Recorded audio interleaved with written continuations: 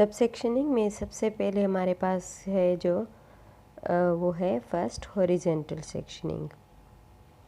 जैसा कि नाम से आपको पता चल रहा है कि हॉरिजेंटल किस तरह की होती है। हॉरिजेंटल सेक्शनिंग में जैसे हम माइनस लगाते हैं तो माइनस की तरह लाइंस होती हैं सीधे लेटी हुई लाइंस जैसे। अब ये मैं हेड के ऊपर दिखा रही हूँ, ये देखें सब लाइंस हॉरिजॉन्टल चारों सेक्शंस में जाएंगी इस तरह से। उसके बाद साइड से अगर आप इसको देखेंगे सेक्शनिंग का तो आपको कुछ इस तरह से नज़र आएगी, जैसे ये राउंड में जा रहा है, साइड से भी इसी तरह घुमा के नज़र आएगा। जैसे जा रही हैं साइड से भी इसी तरह जाएंगी। अब दूसरी जो है हमारे पास वो है वर्टिकल सेक्शनिंग। अब हॉरिजॉन्टल और वर्टिकल, जैसा कि आपको पता है हॉरिजॉन्टल लेटी हुई है और ये जैसे खड़ी हुई सीधे जैसे हम खड़े हुए हैं इसी तरह से लाइन होती है अलिफ की तरह से।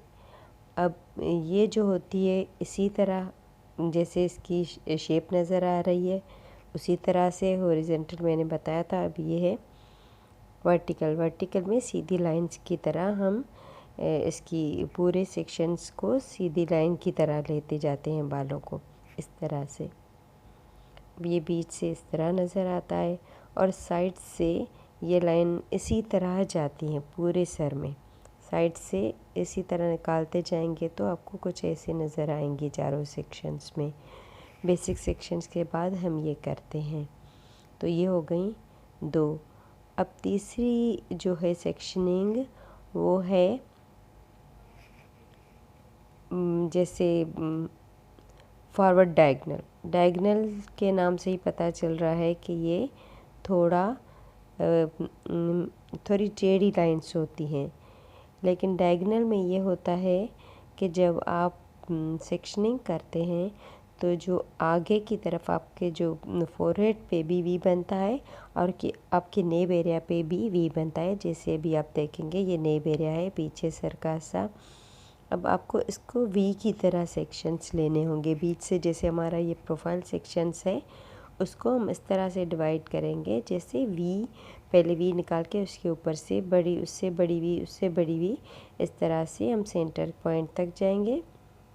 इसके बाद हम इसी तरह निकालेंगे जैसे दूसरी तरफ। आपको मैं आँख के अब आगे से आपको आईब्रोज के बीच से आपको नाप लेना होगा, मेजरमेंट करनी होगी और ये हेड के टॉप तक आपका वी जाएगा।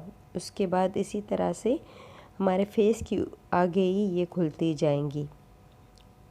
इस तरह दो सेक्शन में करके हम पीछे भी वी बनाएंगे और आगे भी वी बनाएंगे। तो ये हमारा हो गया फॉरवर्ड डायगोनल, क्योंकि फेस की तरफ आ रही हैं तो ये फॉरवर्ड डायगोनल है। ये हमारा तीसरा सेक्शन यहाँ कंप्लीट होता है फॉरवर्ड डायगोनल। इसके बस ये ज़हन में रखा आगे भी वी बनेगा और पीछे भी। अब हम आ रहे हैं जो कि है डायगोनल बैक। जैसे डायगोनल तो पहले ही मैंने आपको बता दिया है कि डायगोनल मतलब टेढ़ी लाइंस हैं, इसमें भी है, लेकिन वो जो फॉरवर्ड था वो हमारे फेस की तरफ ओपन हो रही थी, आखिर में आके वी बना। मतलब उनका फेस जो खुला हुआ था हमारे फेस की तरफ खुला हुआ था उसका मुंह उस वी का, और जो दूसरे दो सेक्शन पीछे वाले थे उनका वी नेप एरिया पे खुल रहा था, और जो हमारे आगे वाले दो सेक्शन थे फ्रंट वाले उनका वी हमारे फेस पे आके खुल रहा था आगे फोरहेड पे। लेकिन ये जो डायगोनल बैक है उसका सिस्टम इससे उल्टा है। इसके भी वी बनते हैं, इसकी भी टेढ़ी लाइंस होती हैं, लेकिन इनका जो वी बनता है वो हमारी नेप एरिया और हमारे फोरहेड पे नहीं बनेगा। इनका वी जो है ये भी वी बनाते हम जाएंगे, लेकिन इनके वी जो हैं वो लास्ट में आके जो हमारा प्रोफाइल सेक्शन और हमारा रेडियल सेक्शन जो है, बेसिक सेक्शंस जो हैं,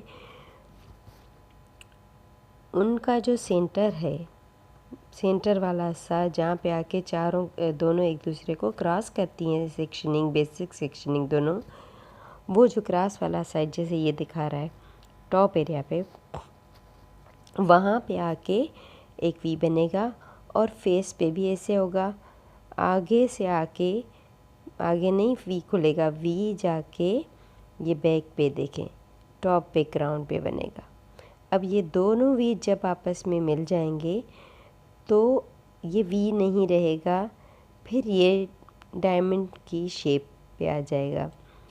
तो हम ये वी नहीं कह सकते, हम इसे डायमंड की शेप पे लास्ट पे लाएंगे। देखें इस तरह से मैं दिखाती हूँ ताकि आपको समझ आ जाए कि किस तरह से दोनों वी मिलके डायमंड शेप बनाते हैं। देखें ये वी आगे से गया, इस तरह से वी बना, और ये पीछे का वी आया। जब दोनों मिले तो ये डायमंड शेप बन गया। तो अगर बीच में डायमंड शेप बनता है तो उसका मतलब ये है कि ये डायगोनल बैक है। आई होप आपको समझ आया होगा। दोस्तों आज हमने जो है वो बेसिक सब सेक्शन सीखे, सेक्शन और सब सेक्शन सीखे। अब जो फ्रंट के बाकी सेक्शन रहे हैं वो मैं आपको नेक्स्ट वीडियो में बताऊंगी। तो दोस्तों एक और टिप है जो आपको बताना चाहती हूँ कि अगर बाल ज़्यादा हैं, बाल हेवी हैं, तो आप उसके छोटे छोटे सेक्शन लेगी। अगर बाल पतले हैं, छोटे हैं, तो आप बड़े बड़े सेक्शन ले सकती हैं। तो अब कितना आपको समझ आया है वो मुझे आप कमेंट करके बताएं, और मेरी वीडियो को लाइक, सब्सक्राइब और शेयर करना मत भूलें। और एक बात जो मैं हर वीडियो में कहूँगी आपको कि प्रैक्टिस करते रहिएगा ताकि आप पूरा जो है कोर्स सही से समझ सकें। जब तक मेरी वीडियो है तब तक प्रैक्टिस करें और लाइक, सब्सक्राइब शेयर करें।